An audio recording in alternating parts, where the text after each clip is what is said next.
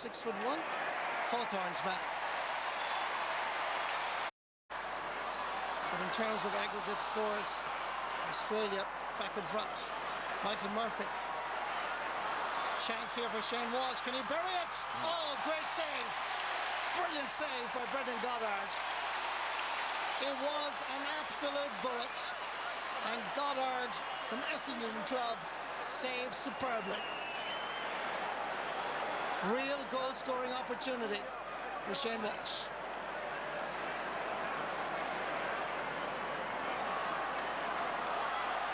Ball picked up by Kevin Phelan. Gary Brennan. Conor McManus available from out along the sideline. Where is that going?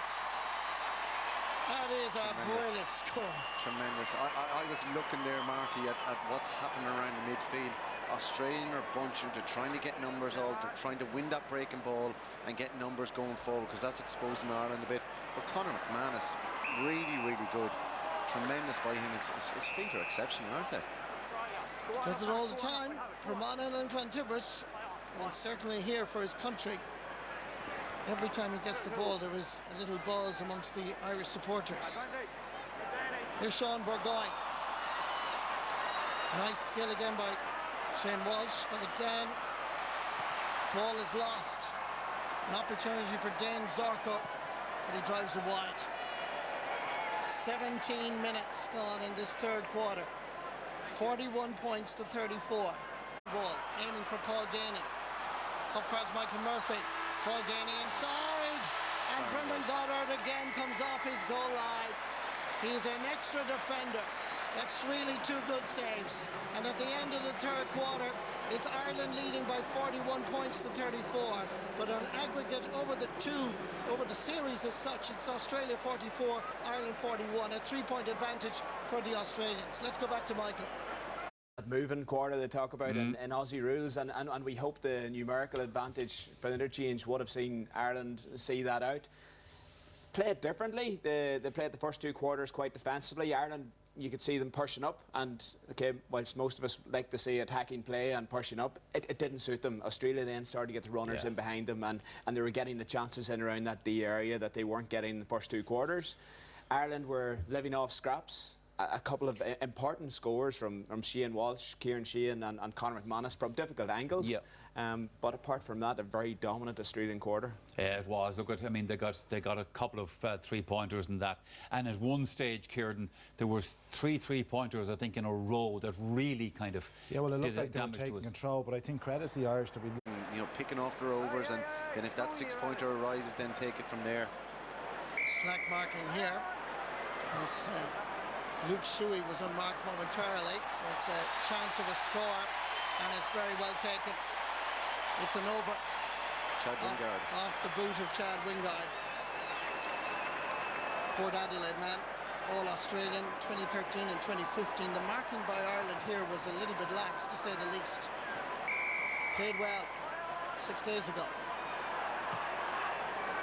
Long ball from Kieran Sheehan.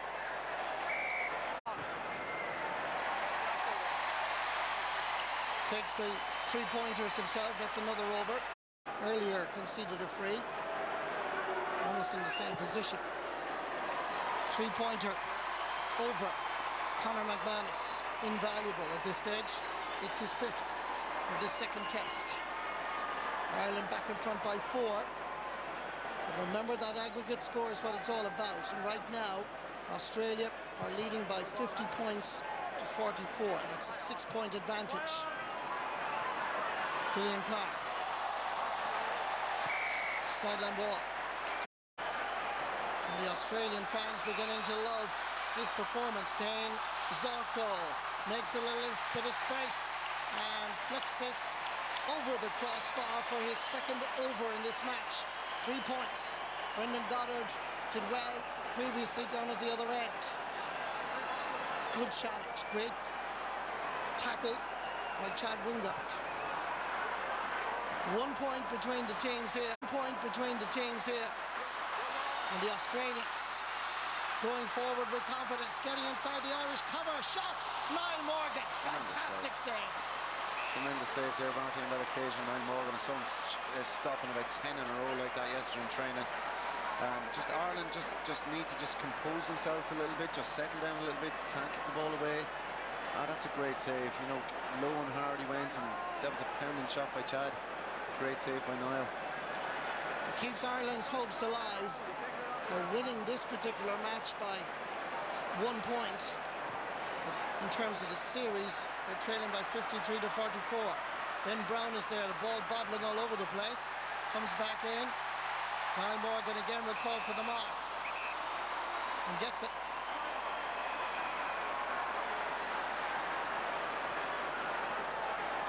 Floating one up into the air. And look who has arrived on the late flight from Fremantle. Nat Fife.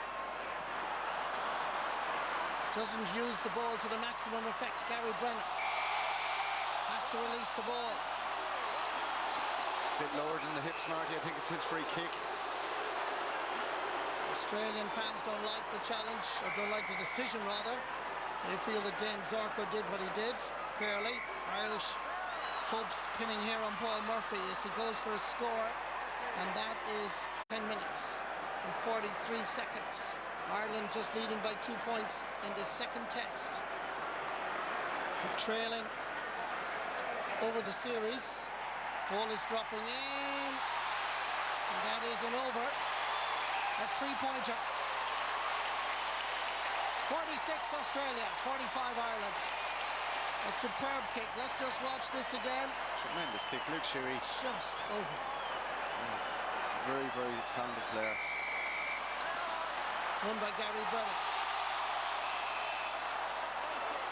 Far as Peter Crouch. 6 years of age, just as calm and collective. Here we go.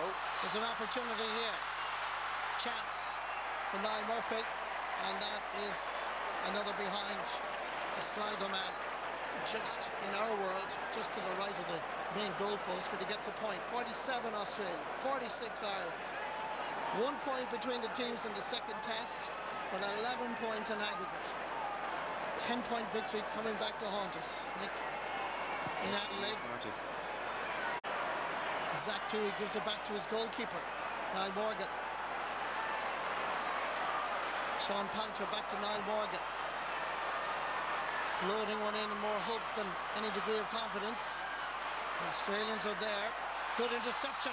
There's an opportunity here. Can Ireland get a goal? Floating it in and floating it over the bar. It's an over. But it still gives Ireland a 3-point advantage. Yeah, Murphy and McManus just queuing up the far side of the box, and look, we got the 3 points, we'll take it, but Ireland need to be just not more clinical, but just use that more, panache around goals to work at 6-pointer if we can. 2 minutes left in the international series 2017. Australia trailing in the second test by 3 points, but winning overall. Ball in for Sean Pounter, given away as the Australians come in to tackle and challenge the Irish half of the field. Eddie Betts. Giving the Cavan man no chance. And Eddie Betts takes the 3 points. No matter what city you go to, Marty, Adelaide, Perth, Melbourne, Sydney, Eddie Betts is loved in the game. Great Australian rules player. 30,116 is the official attendance. Australia about to win the Cormac McAnally Trophy and do it with panache and style. If you don't think that international rules football is important to the Australian players or the people, look at your TV screen.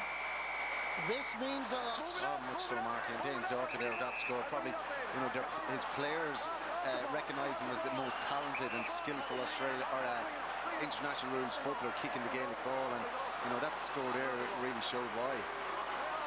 Ireland in deep trouble at this stage. Challenged by Nat Fife. One moment he's catching the ball up into the air, next minute he's doing the hard work of putting in the challenges. The hooter sounds. Australia win the international series. They win the second test 53 points to 50. They win the series 63 points to 50. Ireland gave a tremendous, passionate, wonderful performance. But overall, the Australians had that extra bit of vigour, that extra bit of intensity, the tackling, that particular aspect of the game is still a major advantage for the Australians, and it was vital. When you saw Eddie Betts and those, like you see that man on the screen. Didn't get going again. Once they shut down at half-time, we couldn't get into that rhythm, and whilst Aidan O'Shea, Feely were winning marks in that first half, that went out of their game. The mistakes were starting to cost us, and Australia took hold and were relentless when they did get hold. I suppose you have to say, Kieran Whelan, if you look back at the two matches, fair play, the Aussies won it. Yeah, and they probably deserved to win it, Michael. And I suppose giving ourselves a 10-point deficit last week was going to be difficult to turn over. I thought we'd done so much right for the first two quarters, but I just don't think we were able to maintain it. You know, we tried to match them physically in the 50-50 contest. We tried to close down those simple marks that we got. We done very well for two quarters, but I think as the game grew on, the intensity, you know, we couldn't maintain that intensity. They took over in the middle of the park. You know, even going into the last quarter, you know, they scored 6 3-pointers in that last quarter, which was very clinical in front of goal. We kicked 3 wides. You know, we needed to take those chances. They had a much better spread of scores. We were kind of over-reliant on certain guys up front. McManus was brilliant. You know, Michael Murphy done very well, but we just couldn't cope with their physicality, I think, in the tackle. We got caught in the tackle so many times, and that's their huge advantage. It's instinctive to them. Number one, they know how to they can tackle quicker, and number two, they know when they're tackled they have to release the ball. Our lads sometimes with tendency just to hold on to it for 1 second longer, and that gives them a free the opposite way, you know. So I think that hurt us badly when we had possession. We got turned over too many times, particularly in the third and fourth quarter. But listen, it was a gallant effort. I have to say, I enjoyed the two tests. They were both, you know, it was great entertainment. The lads will be disappointed. They put themselves in a position where they were back in the test series, but unfortunately Australia's strength just took over in those last two quarters. In terms of the overall health of this particular series, what does this mean from an Irish point of view, or from the Australians' point of view? As Kieran said, like, he enjoyed the two matches, and I think we did enjoy them. You know, they were grand. Where do you see the future? I think that's been talked about for a long time. Yes, it has, for the last 10, 15 years. We're talking about the future, I think, for the last 30 years. And I think as Irish people, we like to criticise. I personally love the game. I love playing the game. I think if you went around and asked all the players at county level, would they enjoy the chance to represent Ireland? They would, and I know Australia maybe need this game. There was talk that they needed an international dimension so that they got certain grants from the government, etc. They're using this game as a way to promote their game, and I know there's talk of possibly bringing it to the US next year, and I think that would be good for Ireland as well. I think whilst we have an All-Stars tour now where we bring our best players out and maybe don't play a fully competitive game in Boston or in Philadelphia or in New York where there's huge Irish following, if you brought this game out there, I think you would sell out some of the big stadiums over there. You're selling an Irish product. I know it's not Gaelic football as we all know it, but it's a really competitive game. The players love the chance to represent Ireland. 99% of them do, and it's not a junket. The guys really put in a serious effort. Oh, no, I accept that, but just to pick up on what you were saying there, because this is important from the Australians' point of view, that they need this international dimension to their game because, as you said, they get government grants and they need this aspect to it. Yeah, and they probably need it more than we do in terms of the grants and giving their players that outlet. And speaking to the Australian players over the last number of years, they really enjoy the chance to represent Australia as well. They enjoy the chance to come to Ireland. You know, it's a reward for that all-Australian team, and possibly, in my opinion, we could follow suit and maybe send our all-star team out to play them on an annual basis or as close to it as possible. No, it's not always possible with club commitments, etc. But I think we can embrace it. I think particularly today's test was enjoyable. There was aggression. We had some amazing score taken on both ends. I think it is a very competitive game. So I don't see any reason why it wouldn't continue. People talk about the Railway Cup and maybe that been trying to be promoted. I think we've been trying to promote that and for the last 10, 15 years also, but the international rules has been better supported, so why not stick with it? One aspect of this, Kieran, that I suppose we have to put into the mix at this stage, there were no members of the All-Ireland champions on the team and on the panel. Yeah. What's your view of that? Well, I'm going to be honest, I was a little bit disappointed that there was no Dublin representative. I can see the logic, but I agree with Sean. I think that most of the players that play this, that it doesn't suit some players, and we accept that. Sure, but the large majority that play this game would be fans of it, and they would be promote it. And it has its critics. And I think we're at a stage where there's huge demands on our current inter-county players in terms of commitment throughout the year.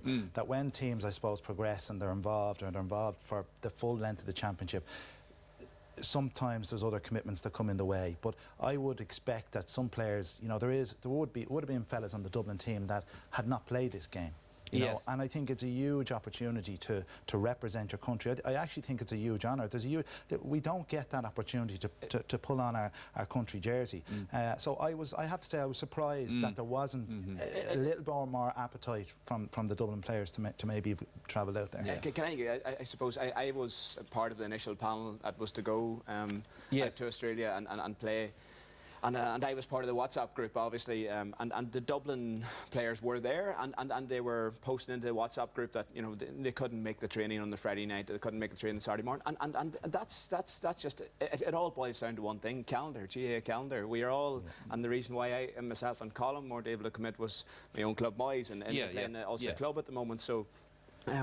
It boils down to the calendar. It's not that Dublin players didn't want to be there, because I was saying that. I think the dynamic has changed a hell of a lot as well. I think like 15, 16 years ago, when this had maybe a higher profile, that it kind of came first, and club games were called off to facilitate this, right? Yes. That has changed now, where club comes first, and rightly so. So that does rule out a hell of a lot of players. So it probably means you're not going down with your strongest panel. But does that mean that we abandon it and we get away from it? I don't think so. I think if you go back over that there's generally a crowd of 30 or 40,000 at all the games. When they come over here, there's over 30,000. Yeah, there's 40, 50,000 in Croke Park. Like, we've had a Railway Cup model that, as much as again the players like, you get one man and his dog will be at the match. So I do think it's a huge honour. And I think we've also got to remember it gives the opportunity for players from weaker counties who don't get to win provincial titles, who don't get to play in August, September. Niall Murphy from Sligo, Eamon O'Hara before him. You know what I mean? Gary Brennan was amazing today. Gary Brennan, Leighton Glean, all these guys. All these guys and it's massive for their clubs. It's massive for their counties. They're getting to engage with the top players in the country. Yes, it's an enjoyable trip, but it is. That's the balance. Yeah, it's strike a balance when you go. It's a great place to go, but I definitely think we should retain it. Sean, unfortunately, we shall be leaving the Cormac McAnallen Trophy in Australia at the end of this. Yeah, disappointing not to bring the trophy home, but you have to say Australia were the better side over the two tests, and even though they were lacking numbers and whatnot, the intensity they showed, you could see the pride in their jersey, their forward tackling, the guys. I think the Australians have this model quite well in that. I know we were talking about the GAA calendar and our commitment with our clubs. The Australians have that bit of a break. All their players at the end of the season go off for a month or two, and they use this. They maybe only get together a couple of weeks before this match or this series, and use this as their pre-season. I think we could learn a lot from that, because our guys, whilst if they went to the quarterfinals of the All-Ireland Championship, they're playing in August, and then all of a sudden they're into an intense 6 weeks training for international rules, and that leaves some players reluctant to commit, and I think we can look at that with our calendar and this new fixture plan that's coming out in 2018. Kieran, I don't want to go off track in terms of what we're talking about here with this game, but just to pick up on the point that a facility is being made, as we know, going forward from next year for club commitments and all that. All Irelands have been changed, have been brought back into August. Names stood up: Michael Murphy, Conor McManus, Aidan O'Shea in the first half was very good winning the ball. Most of the teams that I would have been successful with, we had Graham Canty, we had Anthony Lynch, we had Sean Marty Lockhart going way back. You had real big personalities, and guys, the big difference in what people have been watching this morning and Irish guys playing this game and what they're used to watching in the summer is the Irish guys are mindful of the tackle, are almost afraid to get tackled. You have to go and accept that you're going to get pulled down here and there, but it shouldn't stop you playing that natural game. We watched the likes of Paul Geaney, one of the best footballers that we have. The only thing I'd say on that is that when you look at the leaders we did have, they were all the experienced guys. They'd all played the game before. Right, and we lacked a bit of depth, we lacked a bit of experience going down there. We had a lot of guys playing this game for the first time, and even you could see some guys more influential in week 2 than they were in week 1. Yes. Kevin Feedy came into it, Gary Brennan, but you know, I think that was probably one of our biggest weaknesses, maybe going down, that we didn't have enough guys with the experience of playing international rules, and I think it cost us because we got caught in the tackle a hell of a lot, and not knowing when to release that ball, and there's nothing worse than a guy, you know, we were talking kind of off air, some of our defenders came out and they won the ball, great on front, they'd done everything right, next minute bang, there's a tackle into free the other way. That punishes you badly, and I think we just had a lack of experience maybe going down there, and credit to the experienced guys, they did stand up, they tried to drag the team along with them, but it's a difficult game to kind of adjust to. It takes but essentially, time. Essentially what Sean is saying there is, I think, you're looking for guys to go out there and stick their chests out and take no rubbish, essentially. Yeah, and look, I played with Graham Canty, probably the best international rules I played with. We used to have a bit of crack with him, tell him that he loved giving the Australian guys the ball back because he just wanted to tackle them again, and that inspired you when you watch Graham make a big hit. You thought, yeah, I got to do this, and it just invigorates the team. Today I didn't see that so much. I saw Zach Toohey ran down in Australia in the second half, pulled him down. Thought, let's go, but it didn't happen enough. And the game actually was played, or the series was played, in a fairly good, positive aspect. One tackle today on Chris Barrett. That was about the only thing that we saw that kind of was like the old game. Disappointment for the Irish here in Perth. They lose out the International Rules Series. The Cormac McAnally Cup goes to Australia, but what a brave performance by the Irish. I'm joined by the Ireland captain, Aidan O'Shea. Aidan, I think that describes a huge disappointment.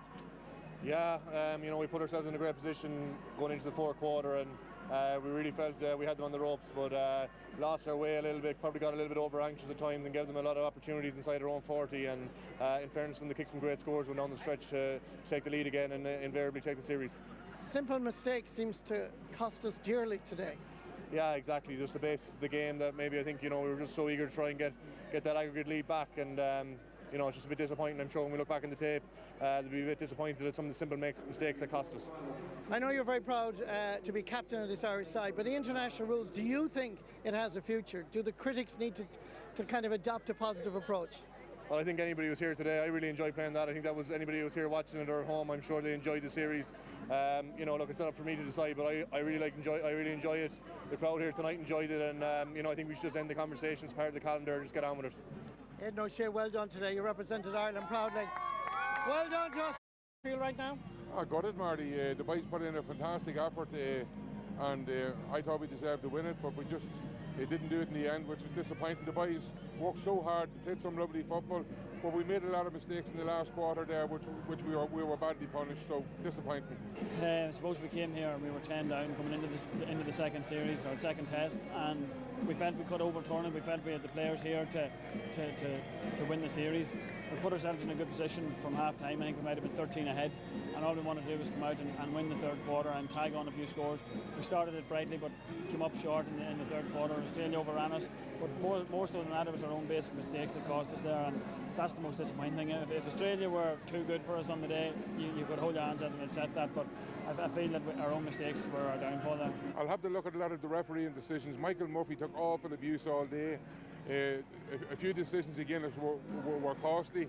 Aidan O'Shea got a forearm smash there in front of the dugout, which nothing happened. You know what I mean? So I think we need to look at the rules to see is it the right rules we're playing by, or has things changed since we got the book a couple of weeks ago? And this series, I think more so than anything, I really enjoyed it. Enjoyed the tour. The 2 games was a big thing. You know, being able to get your teeth stuck into the first game and knew that, knowing then that you had another game coming up was brilliant. I know you're very proud to be captain of this Irish side, but the international rules, do you think it has a future? Do the critics need to kind of adopt a positive approach?